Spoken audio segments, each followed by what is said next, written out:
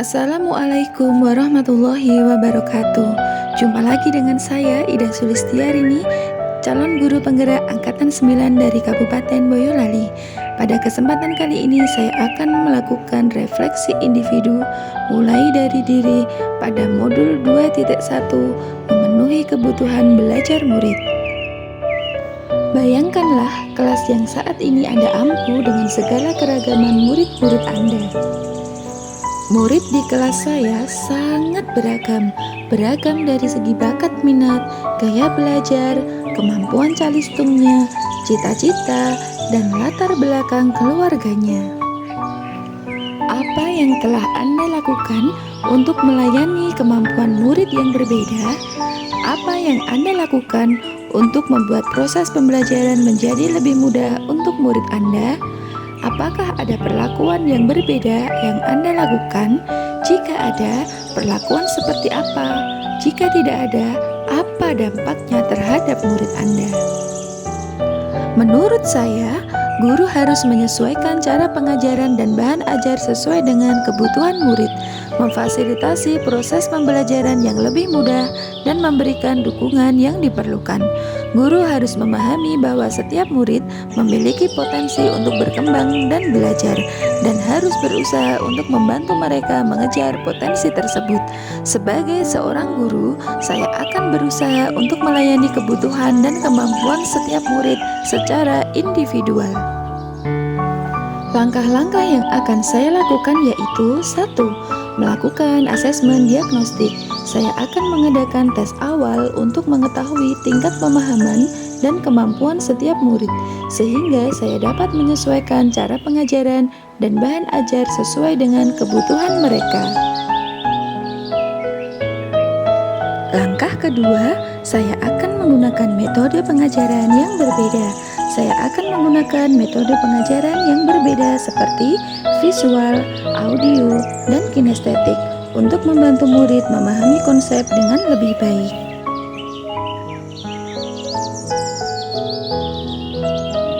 Langkah ketiga, mendorong aktivitas yang berbeda. Saya akan memberikan tugas dan aktivitas yang berbeda untuk membantu murid mengejar potensinya dan memfasilitasi proses pembelajaran yang lebih mudah.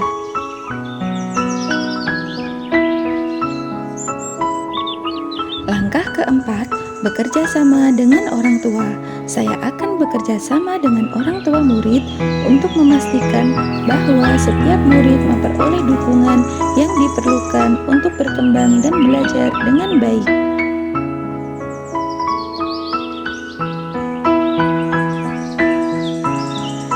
Sebutkan tantangan-tantangan yang Anda hadapi dalam proses pembelajaran di kelas yang disebabkan oleh keragaman murid-murid Anda tersebut.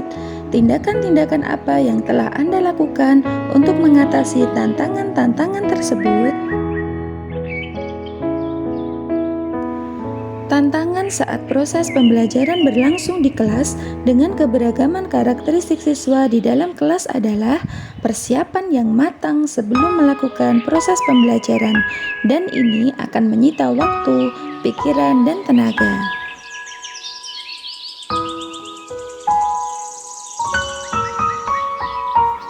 Menurut Anda, untuk mengakomodasi tantangan yang terkait dengan keragaman murid tersebut, bagaimana seharusnya pembelajaran itu dirancang, dilaksanakan, dan dievaluasi?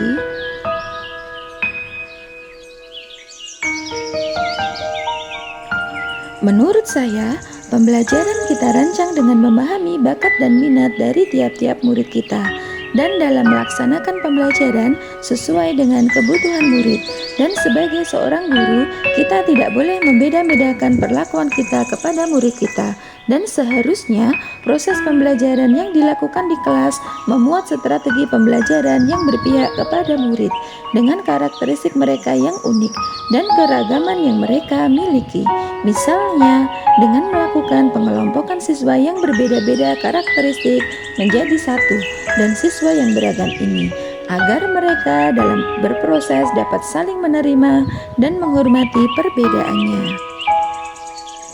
Menurut saya, seharusnya guru pun melakukan refleksi setiap melakukan proses pembelajaran, baik itu di awal maupun di akhir proses pembelajaran, untuk perubahan yang kita lakukan bisa berjalan dengan baik dan kita sebagai guru dapat memperbaiki media atau strategi pembelajaran yang kita lakukan dalam proses pembelajaran di kelas. Demikian refleksi individu yang telah saya lakukan. Salam dan bahagia, semoga menginspirasi.